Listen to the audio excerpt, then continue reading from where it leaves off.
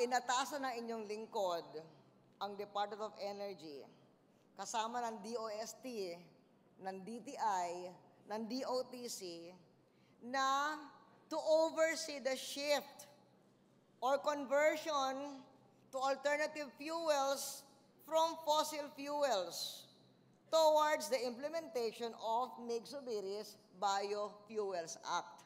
Kaya nang ginagawa natin ngayon.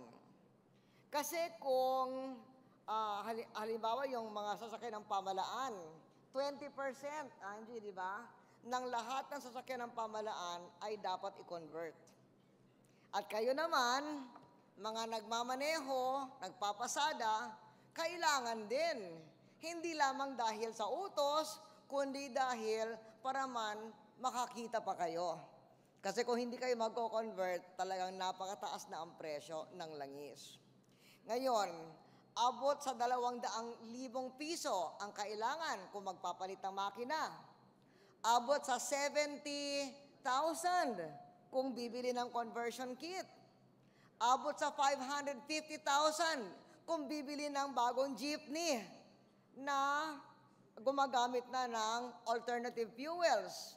Kaya tutulungan kayo ng pamalaan.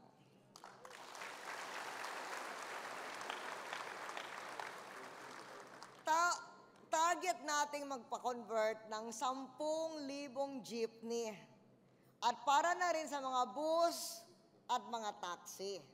Kaya nasisiyan ako na nandito yung mga leader ng ating industriya ng transport, hindi lamang jeepney, bus, pati taxi. At itong pondong ito ay ipapautang ng Development Bank of the Philippines. At sabi ko, hindi lang DBP, Larry, pati yung Postal Bank, dapat dadaanan din ng pondo. Para pwede kayong pumili, pwede kayong humiram sa DBP, pwede kayong humiram sa Postal Bank kung saan mas malapit, mas convenient para sa inyo. Sa matitipid ninyo sa LPG, CNG o biofuel, mababayaran nyo ang utang. At maaari magpahiram pa itong mga bangko sa ibang namamasada upang sila naman ay makakatipid. Sabi nga ni Larry, ang bayad ay yung boundary ninyo, 80 pesos per day ang ibabayad ninyo sa utang. So yun ang ginagawa natin para magaan ang bayad. Saan kayo makakahanap ng ganun pa utang na ang bayad ay 80 pesos per day lamang kung hihiram kayo ng 200,000? At hindi lang yun, walang interes.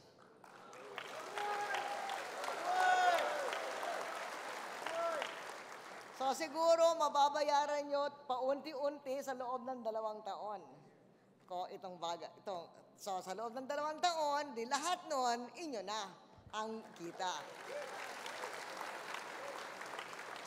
Kaya binabati natin ang mga tsuper ng jeepney at bus. Kayo ay unang makakatanggap nitong benepisyo. Congratulations sa inyong lahat. Pero hindi lang congratulations, salamat. Nabasa ko kanina sa periodiko ang pahayag na di na itutuloy ang hiling na itaas ang pasahe. Maraming salamat din. Bukod doon, inatasan natin si Energy Secretary Angie Reyes na sugpuin ang mga kotong at kolorum na kumakaltas.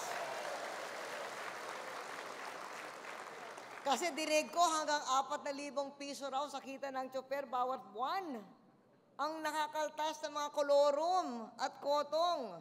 Biro mo kung wala na yon, di mas madali kayo makabayad ng inyong utang. Sa mga nakalipas na linggo, meron din tayo ibang mga katas ng BAT na nailunsad na. Sinimula natin ang unang programa ng katas ng BAT sa paglunsad ng Pantawid Kuryente. Ito naman ay tulong ng 500 piso para doon sa mga kumukonsumo ng hindi hihigit sa 100 kilowatts per month. At inaasahan natin na 4 na milyong pamilya ang mabibiyayaan ng 2 bilyon na nakalaan sa programang ito. Katas ng BAT, pantawid kuryente. Kayo naman, yung inyo, katas ng BAT, pantawid pasahe. Nagbigay din tayo ng katas ng BAT para sa mga estudyante sa halagang 1 bilyong piso rin. Kalahating bilyon bilang scholarship sa mahihirap at kalahating bilyon bilang pautang sa mga malalapit ng yung mga gastos na maliliit. Nakalaan ang mga scholarship sa mga nag-aaral sa mga kursong kailangan sa pagpapalago ng produksyon ng pagkain, tulad ng agrikultura at fisheries. Samantala, sa ilalim ng programang Save for SR, Student Assistance Fund for Education for a Strong Republic, makakahiram ng 8,000 piso bawat semester ang mga estudyante nasa 3rd, 4th, or 5th year ng pag-aaral. Para ba sa diploma, sa kanilang uniforme, sa kanilang toga, or kung ano yun.